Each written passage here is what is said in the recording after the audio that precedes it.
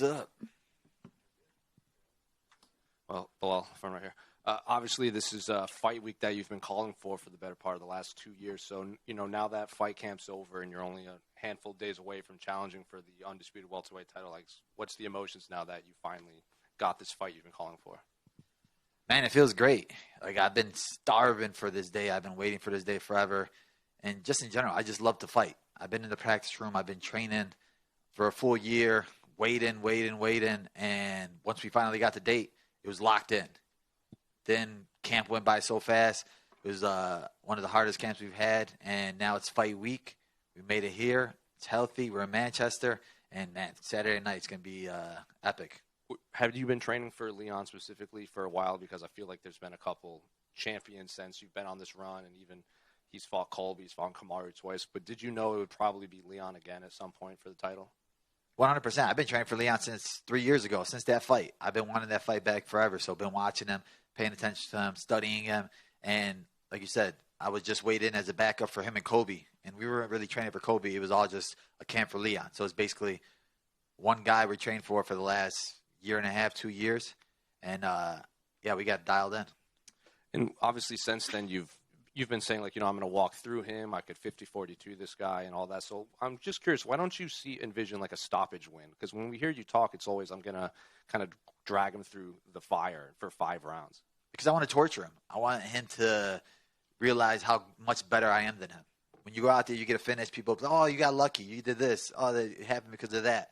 But if I go out there and dominate him and beat him in all aspects of MMA, wrestling, grappling, striking, jiu-jitsu, get him to the point of making him want to quit. That's what I want. I want to torture him. I want him to the point of looking at his coaches, and his coaches had nothing to say, and they walk away because they're embarrassed. That's what I want it to feel like on Saturday night. Do you think you're getting under his skin at all? I don't care about getting under his skin. I care about getting through his skin. And obviously, we heard your coach compare you. He was talking about your boxing. He said, hands like Canelo and this and that. So is this something you've been focused on specifically for this camp, or have you always kind of been training your hands and this is just where you are now? Yeah, I think every fight we're trying to bring something new, right? Every fight you see me evolving.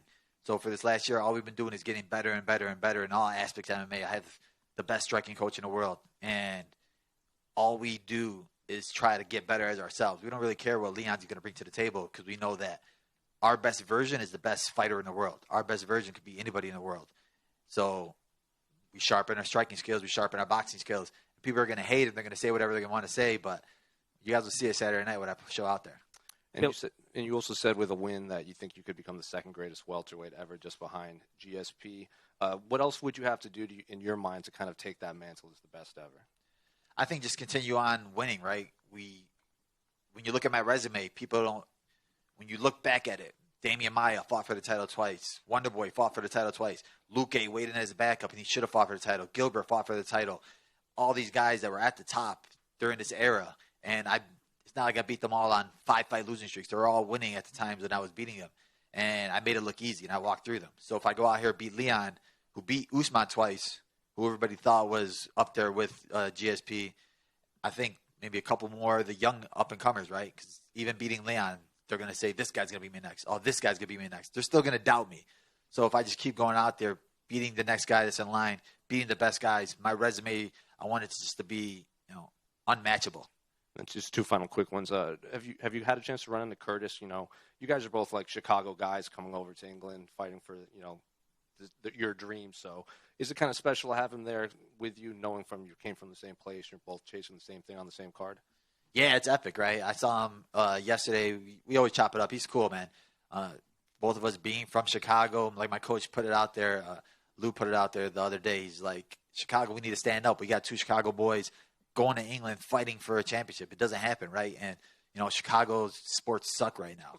So we're the only chance of bringing gold back to the city. And then last one for me. I don't know if you saw, but on November 1st, they're going to roll out some of these new rule changes that allow 12 to 6 elbows, and they've redefined what a grounded opponent is. I'm curious, did you hear this news, and what do you make of these rule changes that people seem to think should have been made a long time ago? Yeah, I mean, I think the 12 to 6 elbow should have been a while ago. So I don't think it really make a difference. I think people, regardless, they throw in. It's just whatever the ref sees, right? If he sees that angle or he doesn't see that angle, the only person that I've ever seen throw a 12-6 elbow where it got DQ'd was John Jones. Bilal, you've made it clear that just over here, Bilal. Yeah, you've made it clear that you hate Leon Edwards. You've said that numerous times throughout this build-up. Can you explain why you're using that word? It's a strong word. Why is it so personal for you with Leon? It's very personal because when you look at, his path to the title and the way he did it, it's very similar to mine, right? He had to go the long road. Nobody was respecting him. Nobody gave him a shot.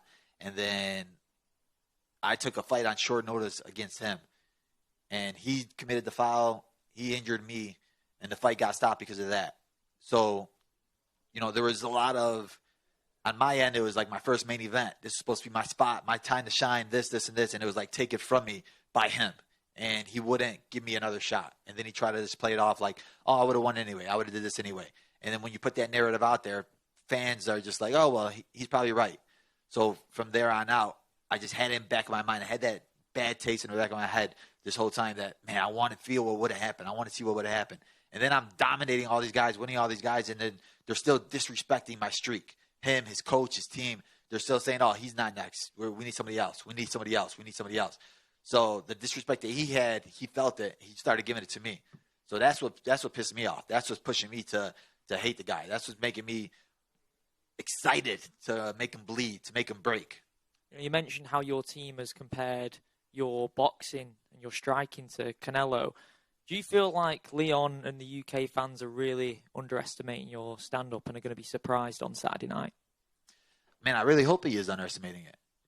I've been underestimated my last 5 fights, and not one of those fights has been a close fight. Not one of those fights has been a hard fight. They've all been easy. And I said that Leon's going to be my easiest fight. So what does that tell you? The fans, the people, that they could say whatever they want to say. They could doubt me. But my team, my family, they know how hard I work. They know what we do in the gym. They know what we're doing behind closed doors. And those are the only opinions that really matter to me. How is it having Khabib supporting you as well? Because you mentioned that he's helped with the game plan for this one. I mean, it's always amazing, right? For a guy that I consider the Michael Jordan of the sport, the GOAT of the sport, to like message me and ask me how I'm doing fight week. And I'm just like, bro, why you're messaging me? It's surreal still. But it's always cool. It's not like humbling, but it's just like amazing to see where we are now. Like my coach always tells me, enjoy the journey. Think of where we started, where we were. And when I always go back to like the Facebook memories, when you get those in your Facebook, and it's like 10 years ago, 12 years ago, where you were wishing for even being close to where you are now. So it's just being grateful for the journey and grateful for all the people in my life that actually want to see me win, like genuinely out of their heart. They want to just see me succeed, and they don't want nothing from it. Final one for me. Is that a tricky situation, though? Because Islam has made it very clear he wants to move up, and he's supported by Khabib. That would be 2 guys supported by Khabib. Be a tough spot for him in the middle, wouldn't it, if that was to happen? I mean, I would never fight Islam. He's my brother. So I think for myself, like I said, maybe there's 2 or 3 guys that are next in line after this fight that I think I win, and then I have a chance to move up to middleweight. So I'm never really looking that far ahead, but I think that he still got some fighters to fight. I still got some fighters to fight, and then we both can move up. Bilal, down here to your left. You mentioned obviously your deep-rooted hatred of Leon. We've seen fighters go into fights before with such hatred towards somebody, and it's affected their game plan. How are you going to make sure that doesn't happen to you? I think it helps me because the last 5 or 6 fighters I've had, a lot of them were nice guys, like Wonder Boy, Maya, even Gilbert Burns, Luque. They're all nice, and you're trying to figure out ways to, fuel yourself. The Sean Brady fight, I fueled myself because he was talking trash. I was doubted so much in that fight. They said he was going to walk through me, and then that fuel made me go out there with a chip on my shoulder. That's the same fuel that's bringing this fight, but it's even more now. And you've obviously arrived in enemy territory a couple of days ago. What's the reception been like in Manchester so far? Honestly, it feels like home. I literally had more fans show up to the airport when I arrived than Leon had when he arrived with the belt. Like, the people here have been great. It feels like I have family here now. They're taking care of me, my team, giving them all food and everything. It's like I haven't had no issues at all. And a lot of fighters who have come here and tasted the enemy territory, the booze or whatever. They get fueled by it. Are you expecting the same to be for you? I mean, I'm hoping it's going to be 5 a.m., so a lot of them will be tired and sleepy, so they're not going to have the energy to boo. But if they do, it doesn't really matter because, like, I have an ear for the people that I love. So I'm going to hear my family cheering. My dad is making the trip down, so that's going to be amazing. And, yeah, those are the only ones that really matter to me. And final one for me. You've got a lot of ice on there. What's at the bottom of the chain? This is a Handela. This is a character for his back is turned, and his back will turn. You'll see his face once Palestine is free. So I'm working with a company and a jeweler in Chicago. It's called VVS King. He made this for me, and he wants to auction it off and raffle it off after the fight, and then give all proceeds to Gaza. And you and I briefly talked about this a couple of weeks ago, but have you thought of that moment of being able to raise the flag with the UFC belt? Yeah, I mean, it's gonna be surreal.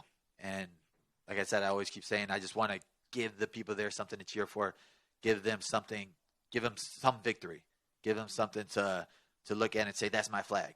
We got a real champion. Thank you. Belal, over here, right behind. Hi. Oh.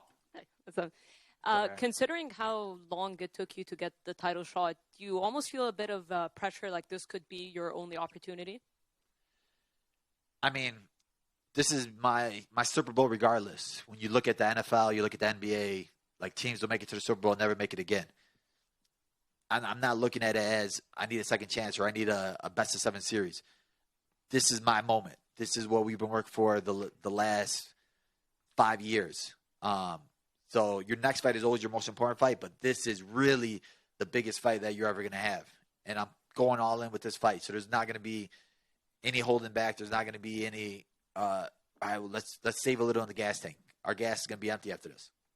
And previously when I'd spoken to you, were kind of bothered by Leon's lack of fight promotion. Now he's done some media. Do you feel like he's promoting the fight a little bit better, or do you still feel that way? I mean, he's not really doing media. He's whispering, right? He just looks stupid. I'd rather have his coach talk because his coach was talking trash yesterday. So it'll be a funner build-up talking with that little gremlin. Yeah, speaking of that, that's the run in the elevator, right? What could you tell us about that? I just heard like a little short freaking midget screaming something. And I was like, what the heck was that? And I saw it and ended up being his coach in front. But Leon and his team, they didn't say nothing. His brother was trying to give me a dirty look. But he didn't know I was sizing him up for after the cage. If he ends up hopping in the cage, wanted to do something. So you didn't talk to Leon at all in that interaction? No. It was mostly just his coach. All right, and one more from me. We obviously representing Palestine has been massive for you throughout this camp. We saw that clip on Countdown, that incredibly emotional clip. How did you connect with the kid initially, Jude, and how did you end up bringing him over to America? What was the backstory? It's been amazing, right? We work with PCRF, Palestinian Children's Relief Fund. They do a great job of creating cancer centers out there, but now it's a lot harder there to do that now. So now their goal is to bring families over there that are in need of medical need and bringing them to America. So they were able to bring Jude and his father. They lost their mother in the bombing as she was protecting him, and they brought 2 other brothers down, and now they're bringing multiple families down for medical need. So like when Jude first came, he literally had like screws coming out of his kneecap because like his kneecap got dislocated. So they don't have no anesthesia there right now. They don't have any medical supplies over there. So they're doing everything on the floor, on the ground. So we had to bring him to America.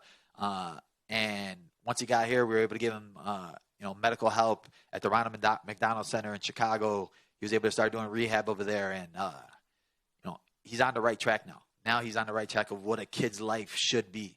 Kids, to buy him toys and see him playing, and it makes you emotional. Thank you. Well, given how long Leon made you wait for this rematch when you get the win, if you get the win, is it going to be sweet to, kind of deny him when he comes for that rematch?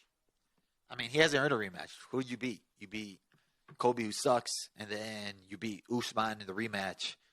So there's really nothing that I think entails him for a rematch. And what I'm going to do to him, they're going to be like, bro, there's no point in doing a rematch. I'm going to walk through him, and they're going to be like, back to the bottom of the ladder. Leon, this guy was the champion? No way. This guy sucks. One of the things I feel like has rubbed you the wrong way is the way you spoke about UFC 300 and saying the UFC didn't want you in that slot. From your perspective, was that ever talked about as a possibility of you and Leon headlining that show? I mean, he's talking like he's a superstar. The guy literally goes in hiding after every one of his fights. People don't know who he is. I was walking down Manchester, like, who are you fighting? I said, Leon Edwards. Like, who's that? I was like, that's your guy's champion. No, we don't know that guy. Like, people don't know who he is. He doesn't promote himself. He doesn't talk. So for the UFC, they were probably like, nah, we'll wait till after Ramadan. So Belal has a full camp, a best camp, and we'll keep it that way. Belal, over here.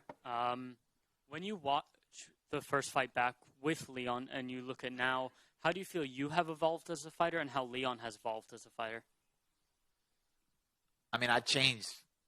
I'm a whole different person. Like, literally, that fight was 3 weeks' notice. It was after a Diego Lima fight.